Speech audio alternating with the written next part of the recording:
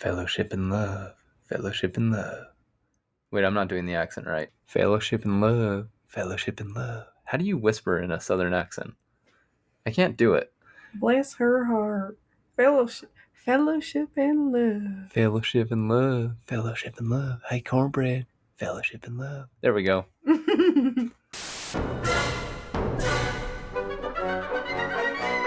This week we are talking about the movie Sinners with Michael B. Jordan, Michael B. Jordan's twin, Michael B. Jordan. People have been calling him Michael C. Jordan. That's really funny. People are like, I love the acting debut of Michael C. Jordan. Very excited for that. But guess what? There actually was an acting debut in this one. Can you guess who it was? The Irish guy? Nope. The wife? Which wife? The black wife? No. The Asian wife? Nope. The Sammy. Yep, it's Sammy. Miles Catton, his first acting gig.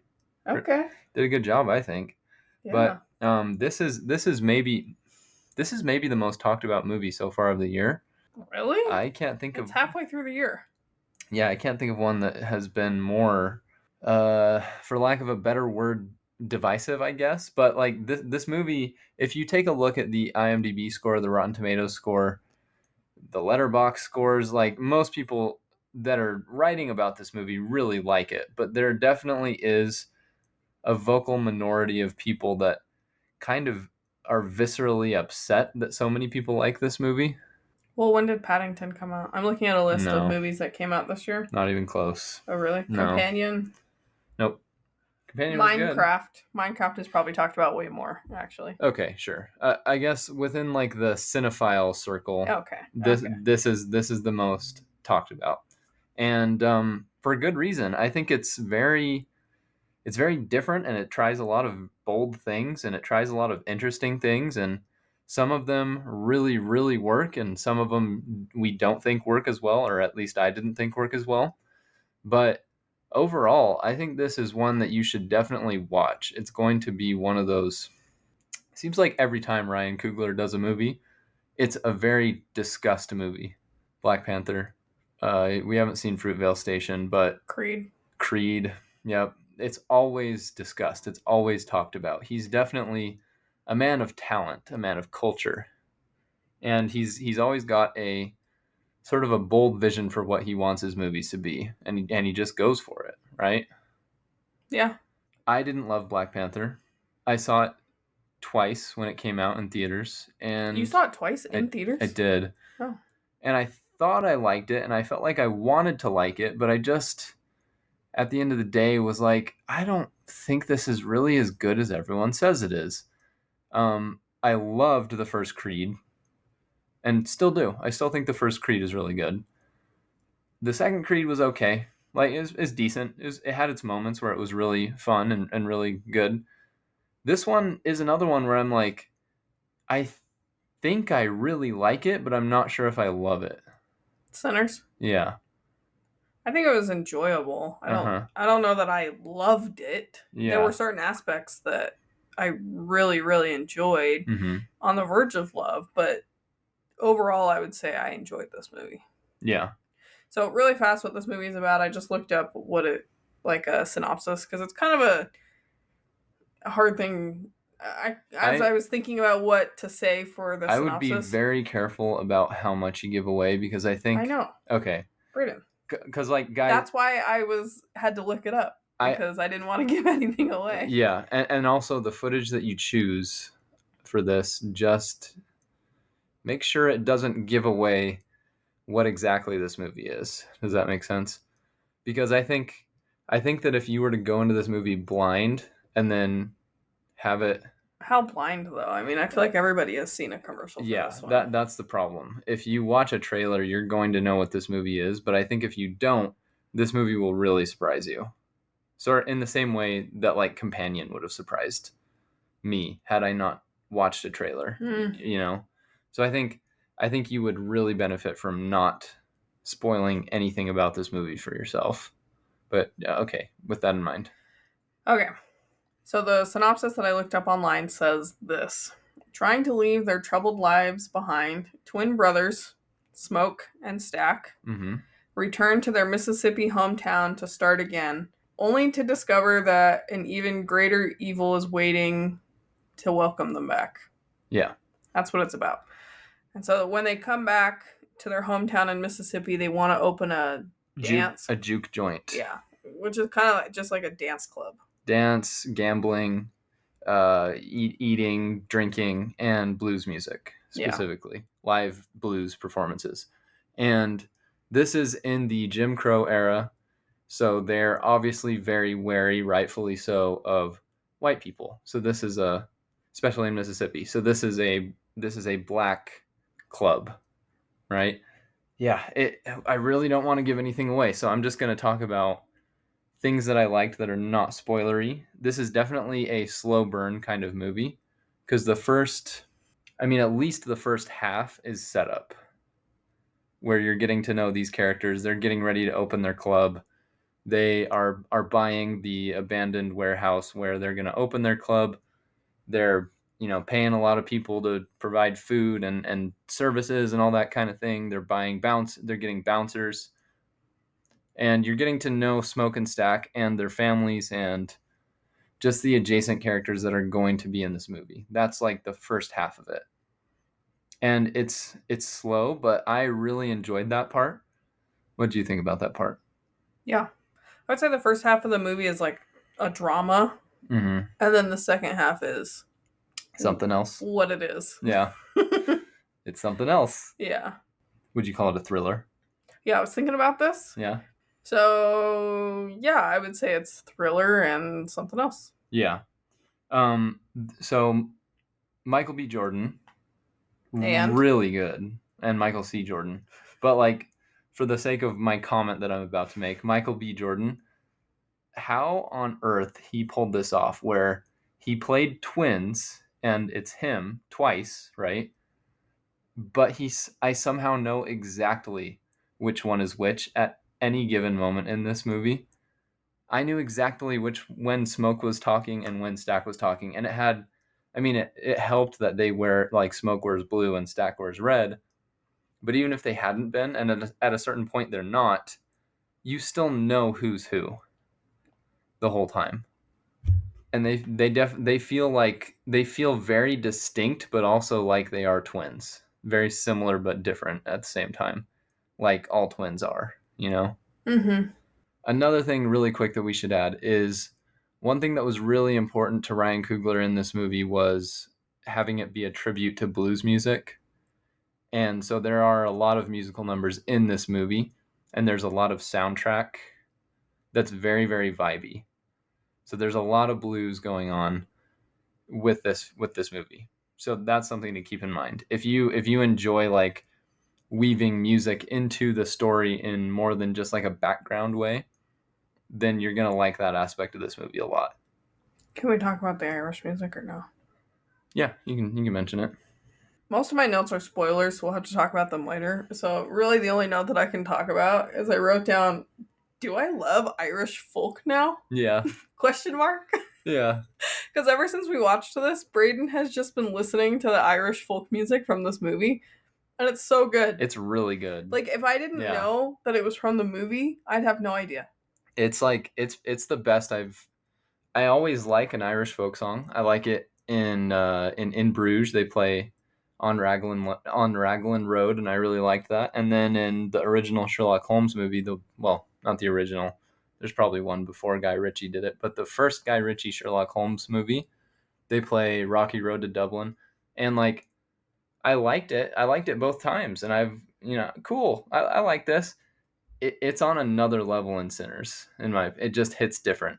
It's so good in this one. And the blues music is really good too. Yeah. But like, there's one song, what's the Lassie one?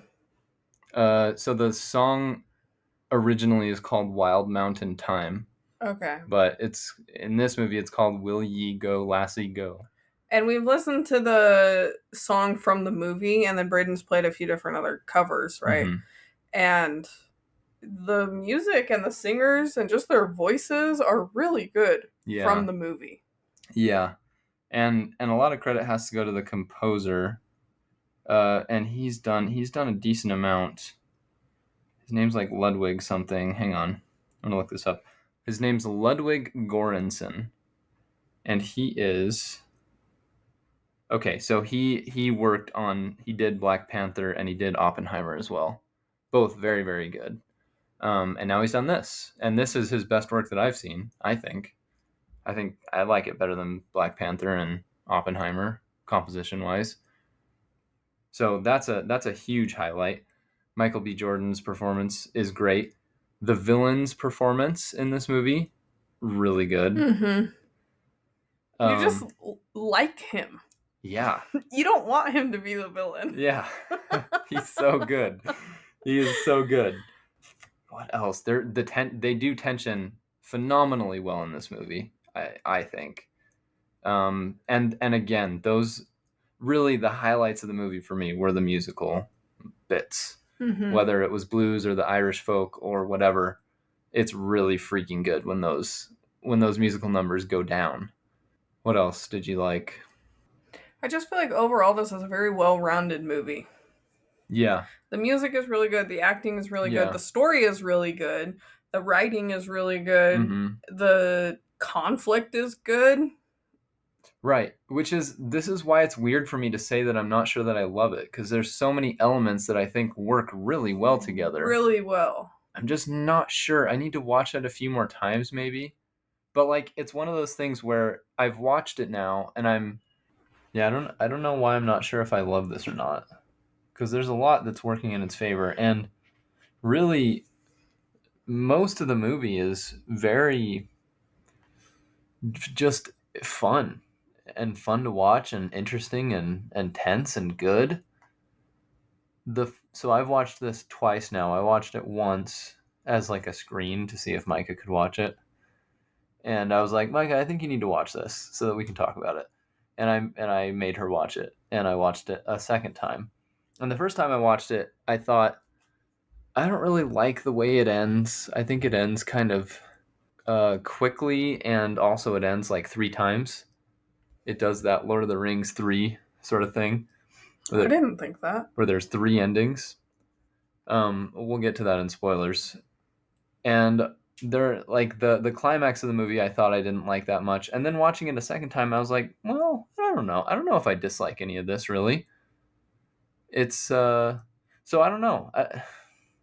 It's just not making me buzz, but it is making me very interested, because I've watched a lot of interviews about this movie since watching it. I've watched some of the scenes back again, and the one thing that I will say for this movie is it's incredibly rich thematically.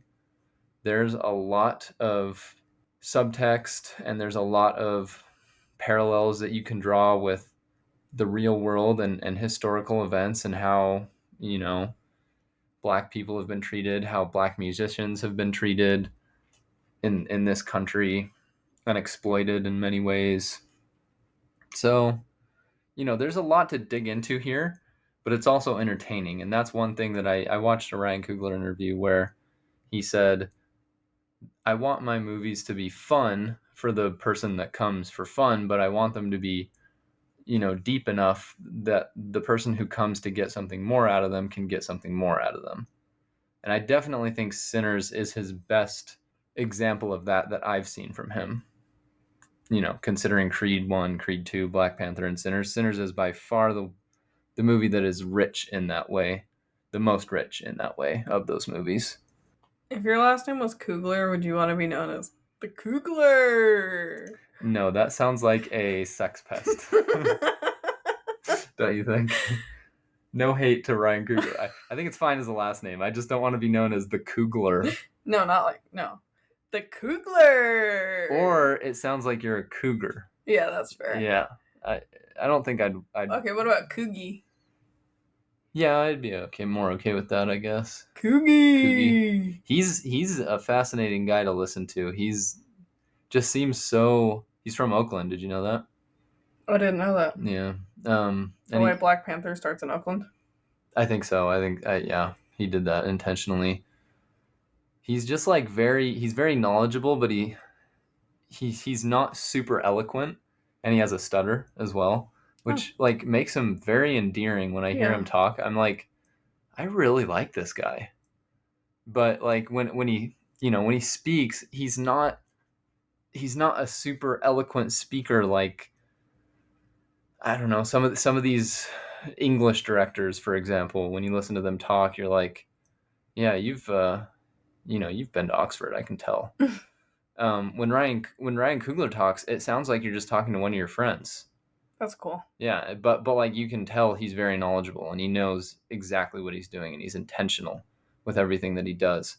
But he speaks with that Bay Area slang and that Bay Area cadence and accent, Mm-hmm. It's fun to listen to him. Fun to listen to him talk.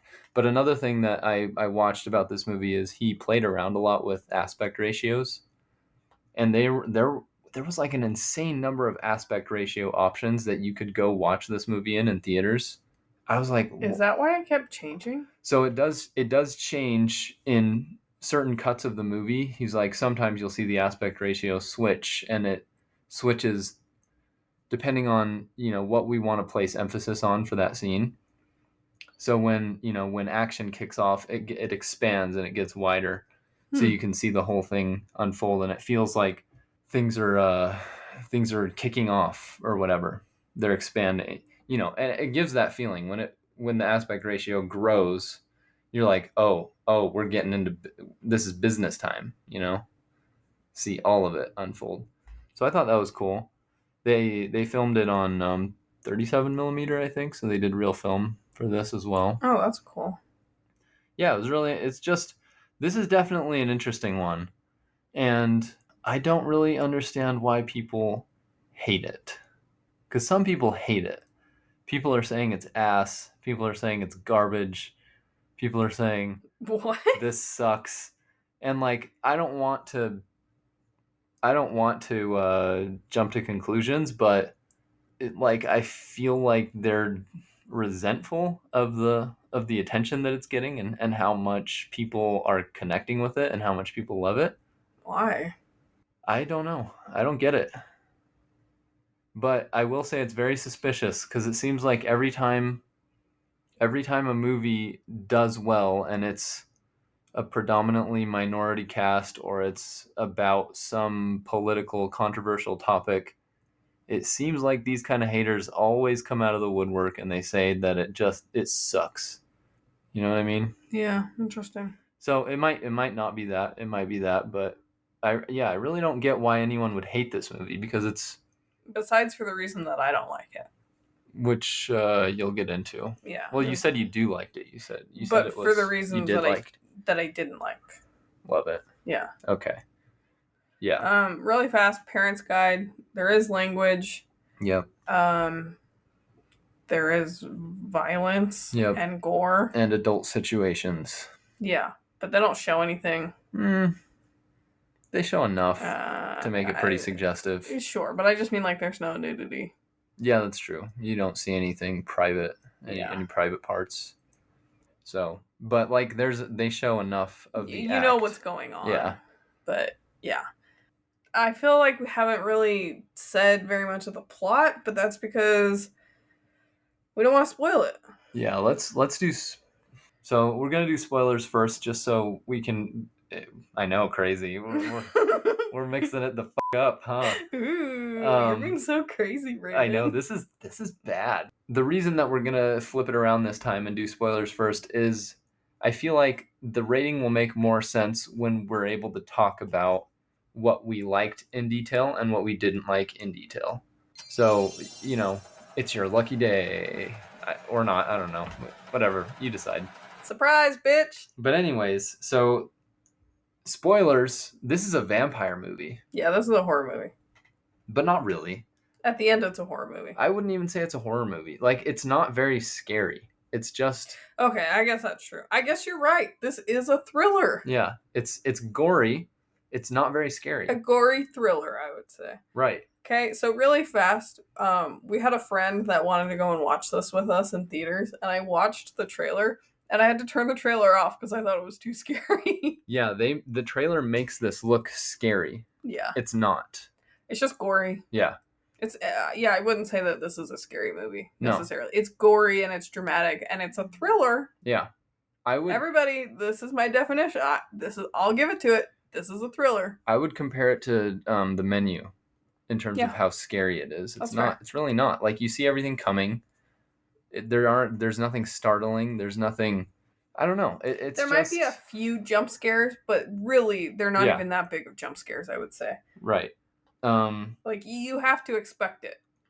Because this is classified as like a scary thriller movie, whatever, you know. Yeah. So, let's see.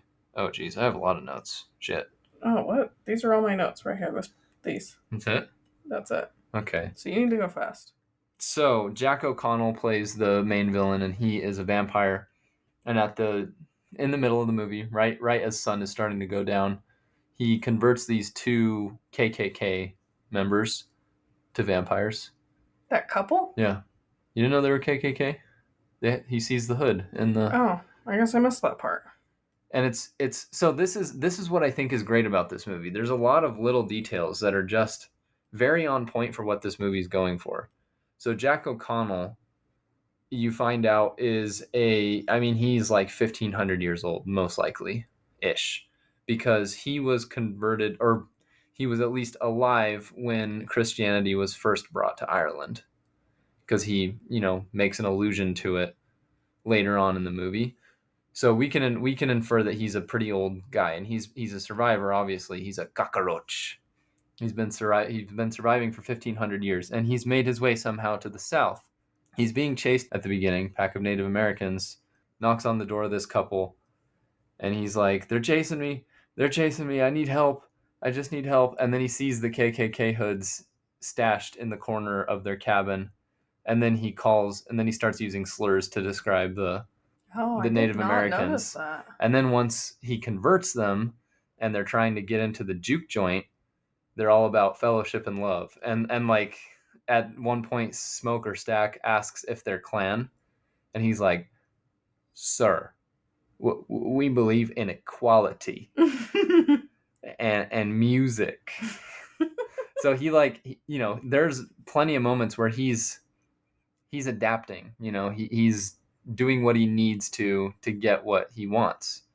But at the end of the day, it seems like they kind of are about fellowship and love. Yeah. You know what I mean? Yeah. And like, they make a pretty convincing case for why they should be let in and allowed to turn everybody into vampires. I was like, when they have this moment where like everybody knows what's going on. Everybody knows that they have to be invited in order to get in, and everybody knows exactly what they're going to do if they get invited in. And at this point, they all like sort of just congregate at the doorway. The people that are vampires are outside, and the non-vampires are inside. And the vampires are like, "This is why you should let us in." And I was like, this is like one of the best. This is one of the best movies I've seen where they actually kind of are convincing me. I don't know. Maybe you should let him in. What did you think about that part? What was the reason? I can't remember. It was just... So they turn Stack into a vampire pretty early on, and it turns out that the people that they bought the club from, the KKK people, this is a plot hole in my opinion, actually. Well, I'll get into it later. But their plan was to sell this abandoned warehouse, this old mill, to Smoke and Stack, and then bring all their clan buddies and kill everybody that was going to be in the juke joint. That was the end of your explanation? And you find this out because... What was that pause for? Because I was waiting for you to react, and you just like gave me this dead fish stare. I was waiting for you to continue. 1,000-yard stare. That did not sound like the end of your explanation. Pike market, throw the fish across the room stare. Oh man. Barracuda from Finding Nemo stare. Okay, keep going. So when Remick is Jack O'Connell's character, when he turned the 2 KKK members, turns out they were the son, or the husband was the nephew of the Grand Dragon of the KKK who sold the sawmill. Is it Grand Dragon or Grand Master? They call him the Grand Dragon in this movie. I think there's like wizard and. Oh, that's what I was thinking. Wizard. Yeah, they've got some weird. They're weird. They're just weird. And okay, and bad. And evil. And, yes. But weird. And bad. Yeah. So bad and weird. And we're joking, but we really think they're bad. They are. They're awful. They're bad. Yeah. But where was I going with this? He turns the nephew of the. Yeah. So Stack is like, this is just a lie. Who's the vampire now? This whole thing, us being free, we weren't ever going to be free. This is the way to be free. We get to live forever. We get to hang out together. We get to truly be united and understand each other's thoughts and feelings, because they like share a consciousness almost, but they still are themselves, which is why they're able to play music, because Remick is a musician. So once he turns somebody, then they become a musician. They have his abilities. He has their abilities. He can speak Chinese because he turns a Chinese person into a vampire. So like it's sort of this weird collection of skills and abilities, fellowship and love. And Stack is like, this is how we can be together. This is how we can be free. No one can touch us now. No one can harass us, and we can continue to live, and we can do all the things we want and make all the music we want, and just come on out here, or let us in, whatever. I was like, shoot, doesn't seem so bad, right? I mean, you can't go outside in the daylight anymore, but it is what it is, right? You get to live forever. Would you want to live forever, though? I don't know. Would you? I don't think so. Yeah. I was actually thinking about this recently. I don't think I'd want to live forever, but if I could live my 20-year decade body for like 40 years and then live until like 100, I'm like in my 20 decade body for 40 years or something. But what if you could keep your 20 decade body forever? I don't think I'd want to live forever, though. That's what I'm saying. But like, I'd want to live to like 100 or like 120. But then you could just step out into the sun when you're done. Yeah, I guess that's true.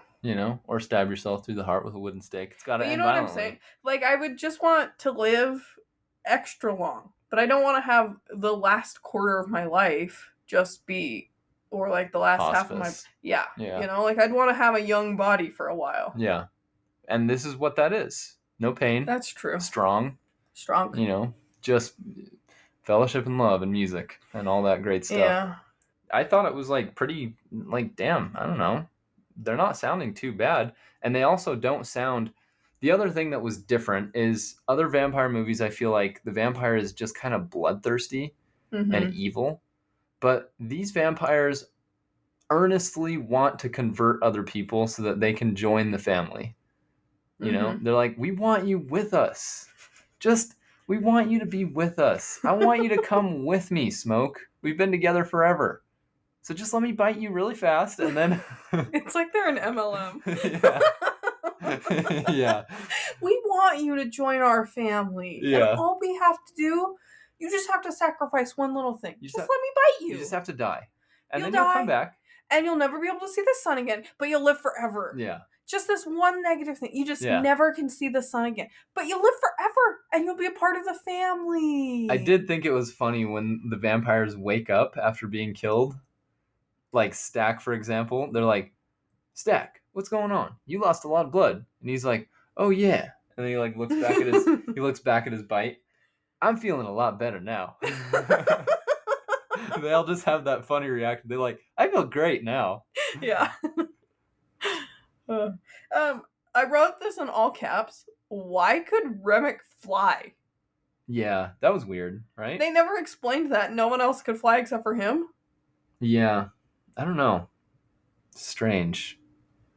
One of the big things in this movie, the movie starts off following that the twins' cousin, Sammy, and his dad is a preacher, so people call Sammy Preacher Boy. Right. And his dad doesn't want him to play music except at church.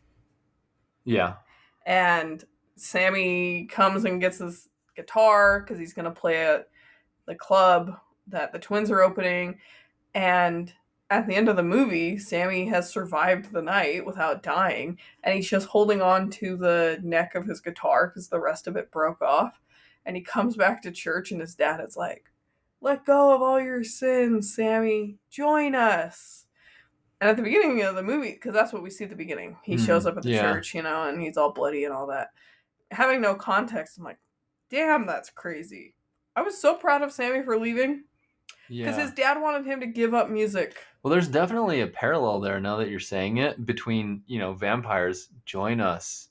And now at the end he gets to the church, join us, renounce your old world. Yeah. That's interesting. That's a thing. That's another layer of context I think that was probably intentional, drawing parallels between organized religion and something that wants to own you, change yeah. you. Yeah.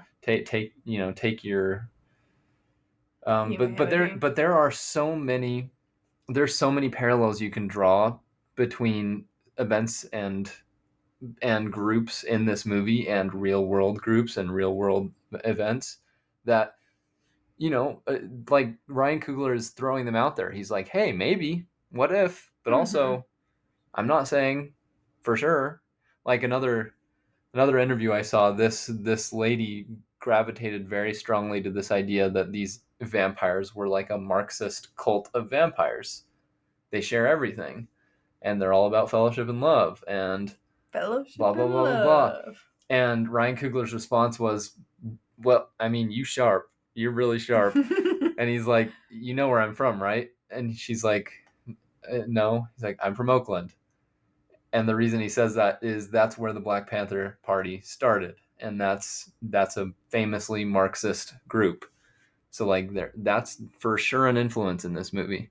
And he's not saying that's what it is. That's what it is, but it's like that's part of the layers that you can peel back. You're not wrong in thinking that. Right. And that circles back to his quote of, I want this movie to be entertaining for like the casual viewer who wants to watch a vampire movie, but I also want it to be deep enough for someone like you to dig into the layers a little bit. And someone like, us, the religion thing is something that pops out immediately like a sore thumb. For someone like that interviewer, the Marxist thing is something that pops out like a sore thumb. Another like very obvious theme of this movie is cultural appropriation and stealing, for lack of a better word, appropriating, right? Aspects of a different culture that don't necessarily belong to you and aren't necessarily authentic. I don't really know how I feel about this because it seems like it's such a fiery topic, and I don't know when it's a bad thing and when it's not a bad thing. You know what I mean? Who is saying that? Who appropriated? So historically, like black musicians, right, have played blues, and they have been historically exploited by labels. So Coogler is white? No, Coogler is black. Ryan Coogler is black. So who's appropriating? So the vampires could be seen as stand-ins for like the music labels that have stolen black music over the years and used it to profit while not really understanding it, not really being a part of it. They sign these people to their label and change them and take advantage of them, and then they exploit them. Yeah, they exploit them. And that's like a very one-to-one. You could totally make that comparison because that's what Remic's doing. He wants Sammy to use him for his music, right? Okay.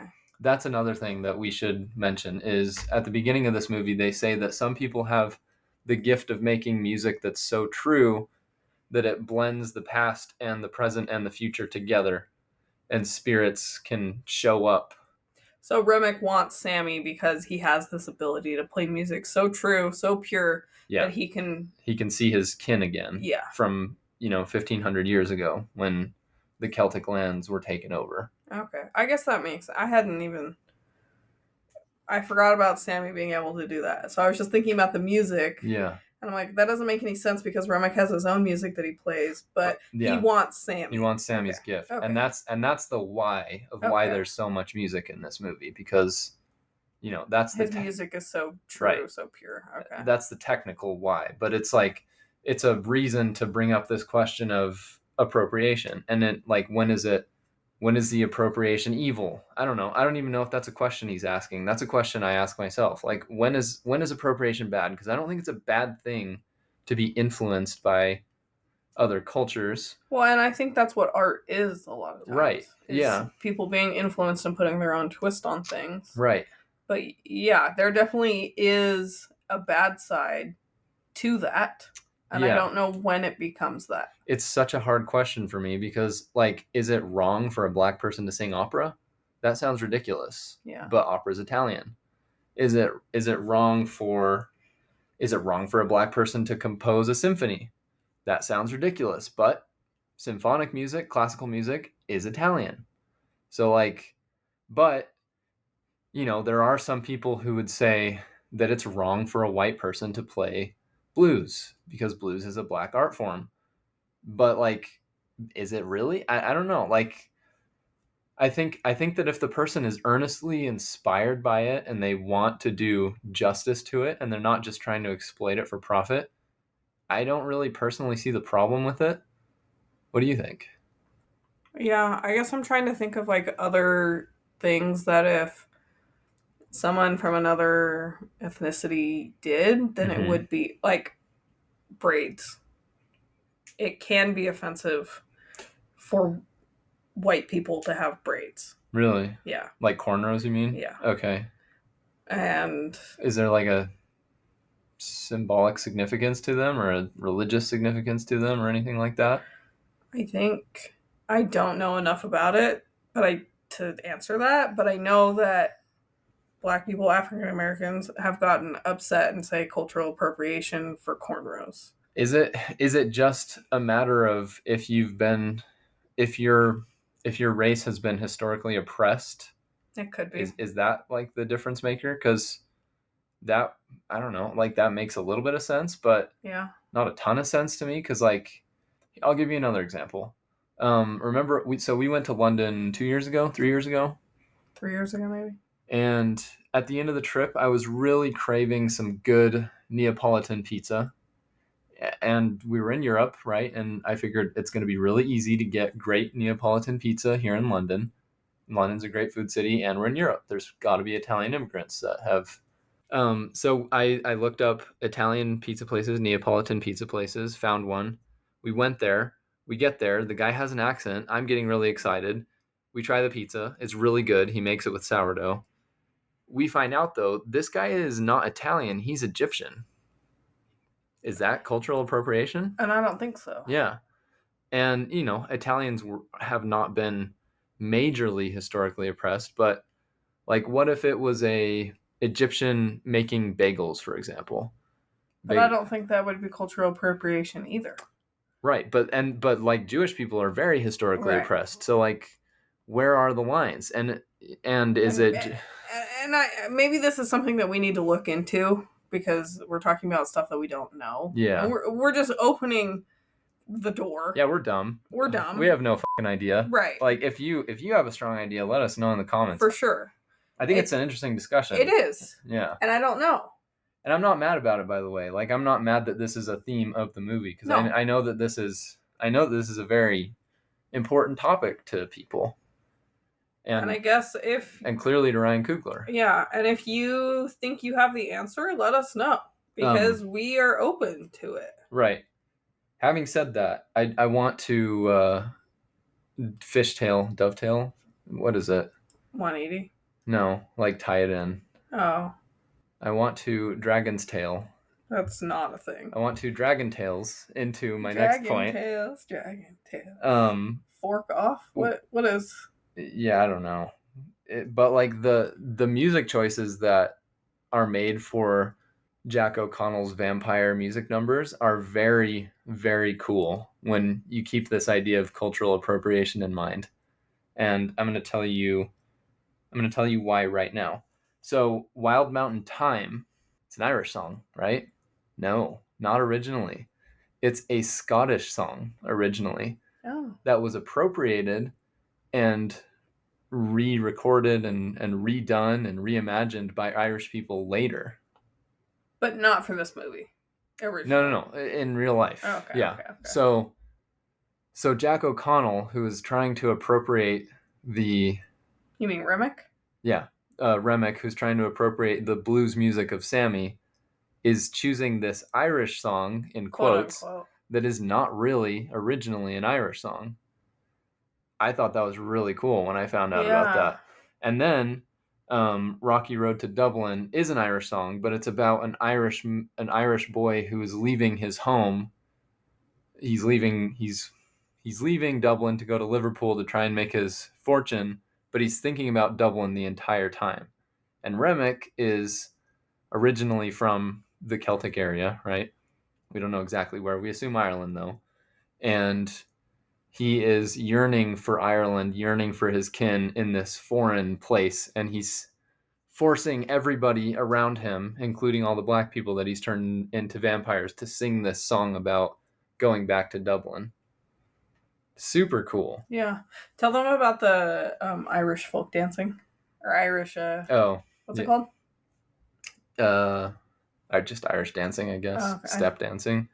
Okay. I thought it was called something. Yeah, I thought it was too. Maybe it's called dragon tailing. Dragon tail. What do you think? Is that right? Yeah. Is this canon?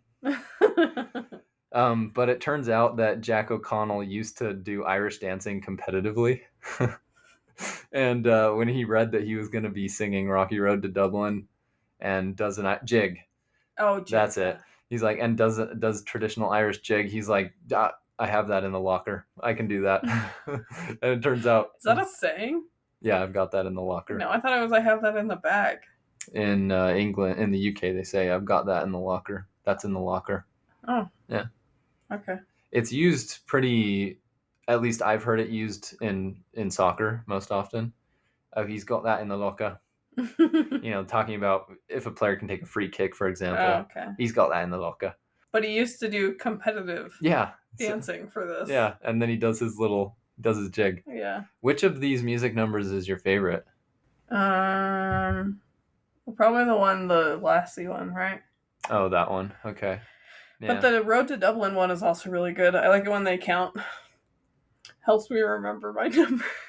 Oh yeah, when they say 1, 2, 3, 4, 5. Yeah. But you're if you have to go past 5. Yeah. Did you like that? Yeah, that's funny. That's so dumb.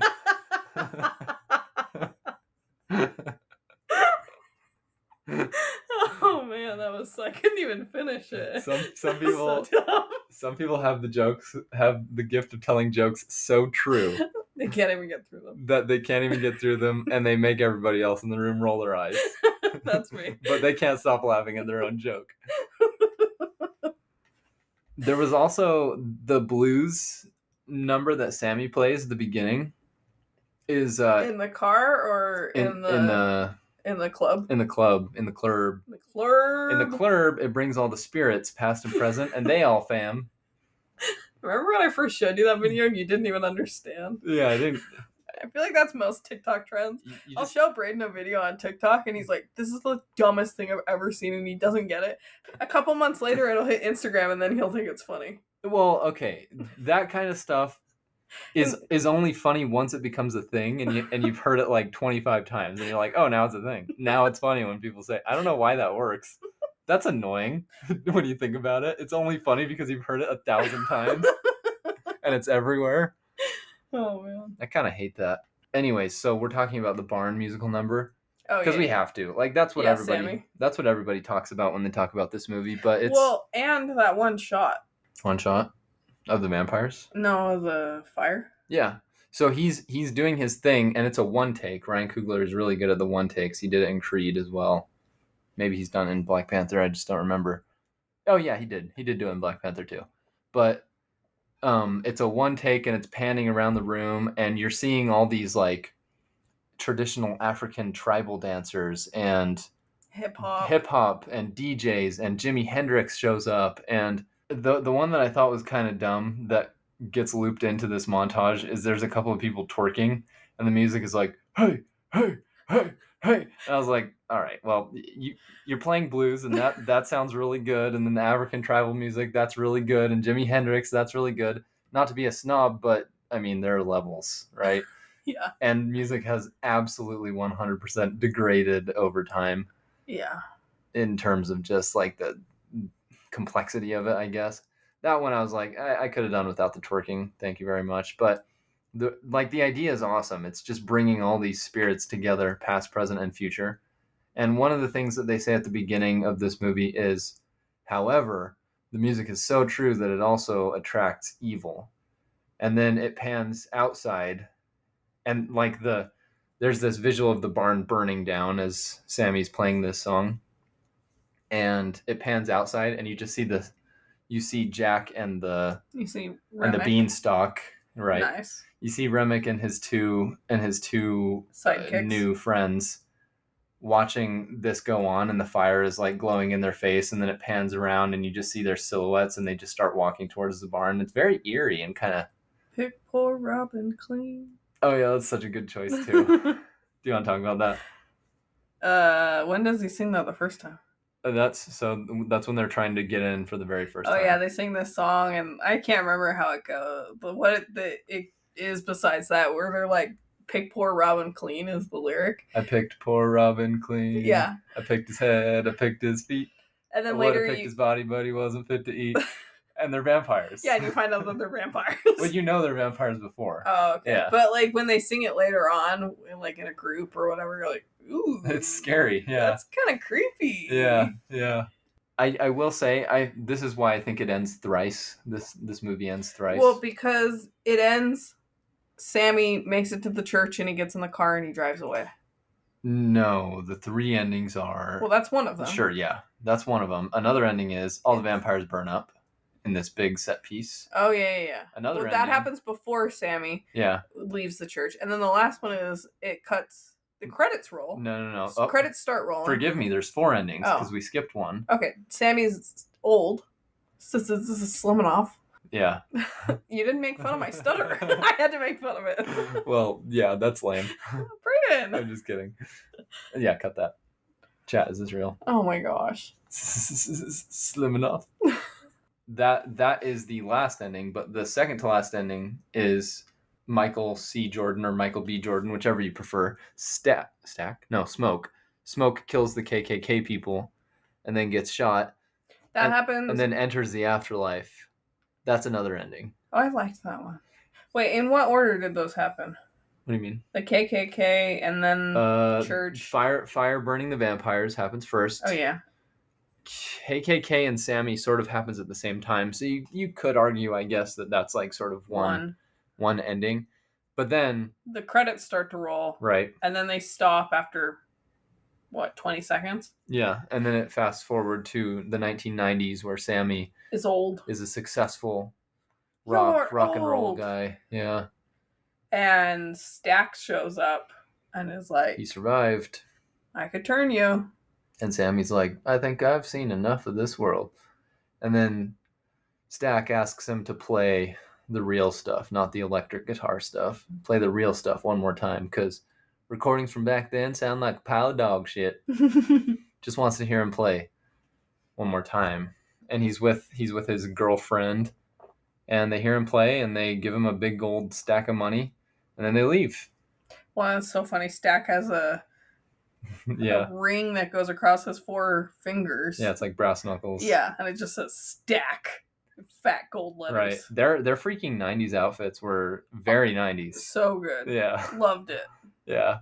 But they just seem like nice vampires, right? All things considered. Like, because he's like, I'll turn you if you want. Yeah. All right. See you later, Sammy. And he respected his brother's wish because his brother was about to kill him in the barn. And he didn't. And he said, you stay away from Sammy. Yeah, let him live his life. And he did. Respected it. Stayed away from him. Till Sammy was old. And then he said, I wanna see him. I wanna see my cousin. One more time. Fellowship and love.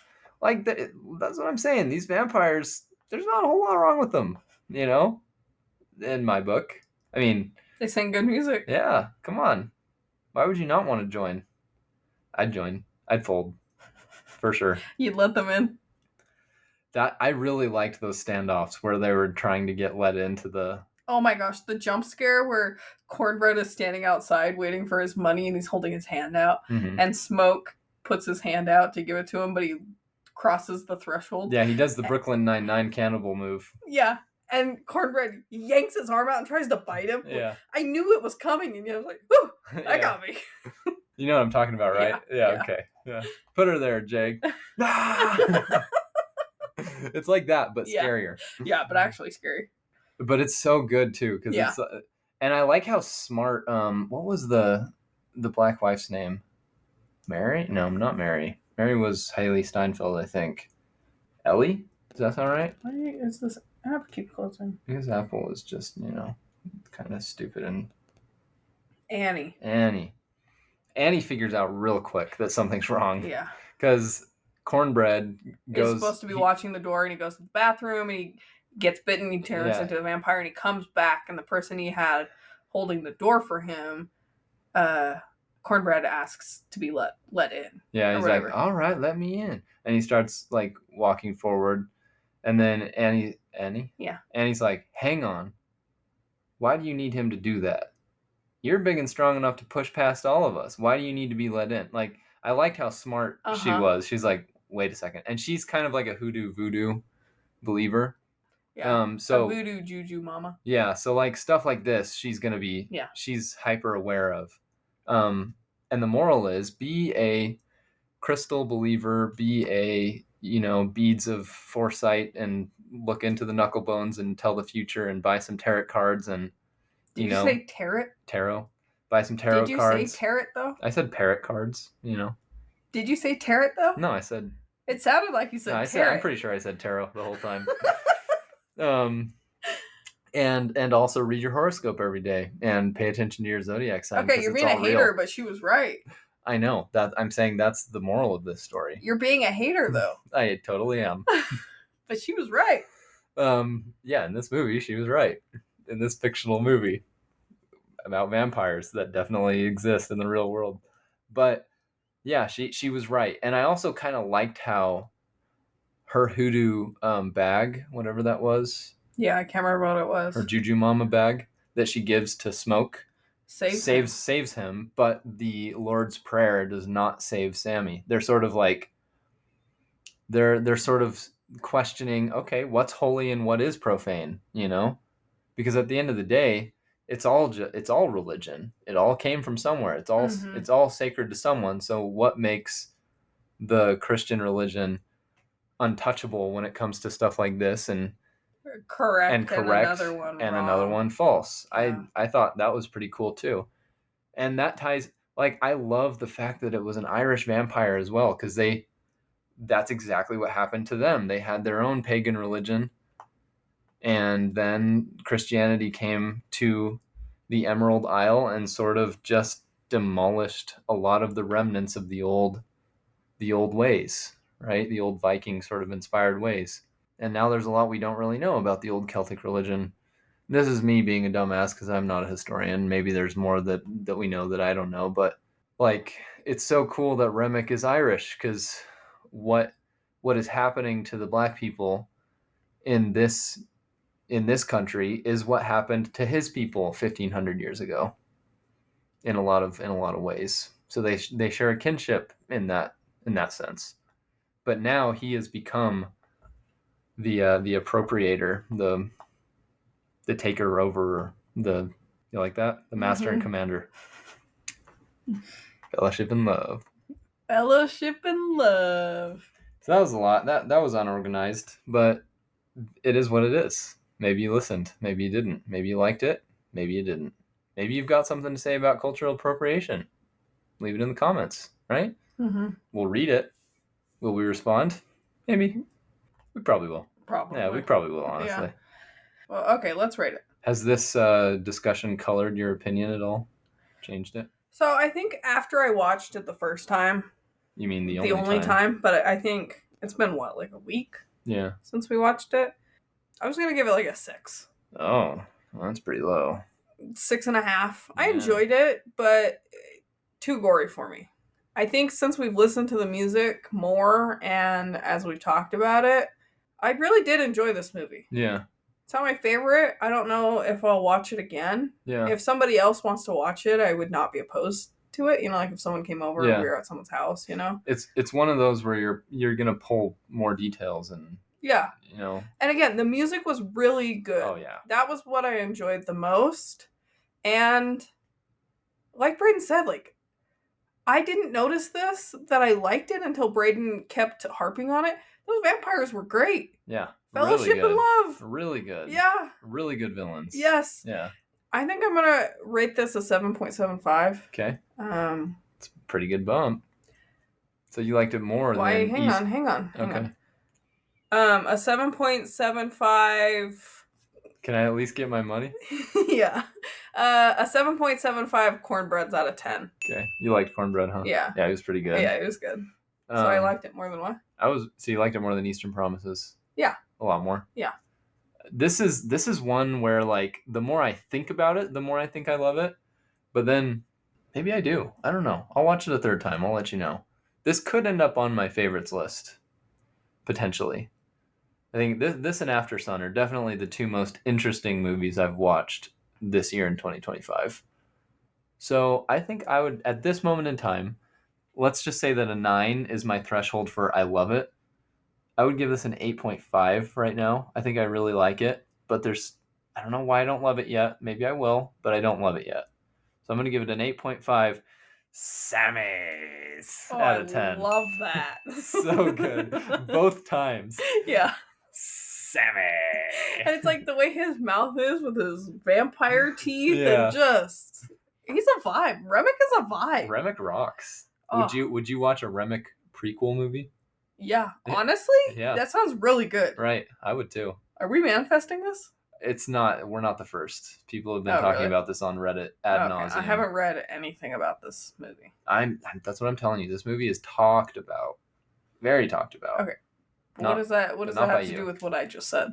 I'm just telling you. This is what I'm telling you. You're telling me that you haven't read anything. Yeah. Well, it's probably because I turned off the trailer that I'm not getting fed anything. No, maybe. Yeah. Anyways, so coming up, we recorded a video. Oh my gosh, we recorded a movie. We recorded an episode with our friends Camden and Liv about the best TV show opening or theme songs of all time. It's a long episode. It is, yeah. So that might be done. It might be done. It might be the next episode. If it's not the next episode, it'll definitely be the one after that. Yeah. Just trying to get through and edit it all without getting copyrighted, basically. Right. And because you need the context of what the theme songs are, at least a little bit. A little bit, yeah. So that's coming out soon. Yep, I'm almost done with Andor season 2, so I'll be able to just talk about the whole show together. After that or before that, however we're deciding to schedule these. Did you talk about season 1? No. Oh. So I'll just end up talking about both. Okay. I don't even know. I mean, I have Peaky Blinders season 6 that I'm still watching, but it is taking me a while to get through it. We'll see. Do we have anything else coming up? Is that because it gargles balls? It doesn't gargle balls. There's just some things that I found frustrating about it. We're watching The Count of Monte Cristo, the show. Oh yeah. With Sam Claflin as the main as Count. Edouard Dumas. I will say we binged 4 episodes in one day. Yeah. So I think we might be coming out with that with our next episode, but that's coming soon. Yeah. It's been really good so far. Yeah. I'll say. Like I was gonna save this for when we talk about it, but the last show that we binged was Presumed Innocent, and then we're binging this. This is so much better. Way better in my opinion. Yeah. Yeah. Because the story, everything about it is just better. Classic. And I would say with Presumed Innocent, we just wanted to know what happened. Yeah. Yeah, that's the only reason we binged it, and we had the time. But this is just it's a classic story for a freaking reason. It's so compelling. Yeah. You'd love to see this guy just slowly extract the most delicious, juicy ice cold revenge. Oh, it's great. So and good. Sam Claflin is awesome. Yeah. Amazing. Is it Claflin or Claflin? I've always said Claflin, but is it Claflin, by the way? There might be another L in there. We might look like a bunch of Neanderthals. Oh, yeah. It's Claflin? Yeah, it's probably Claflin. Is he Irish, this guy? Let's see. I mean, I'd be down for a Sam Claflin, Jack O'Connell, Remick, and let's say that Sam Claflin is Daddy Remick. Daddy Remick. You like that? Maybe he's British. Oh, damn it. Yeah. Maybe he's the vampire that turned Remick, Sam Claflin. What do you think of that? That's the prequel. I'd watch it. Yeah, I'd watch it. Sam Claflin would be a good vampire too. Yeah. Sammy.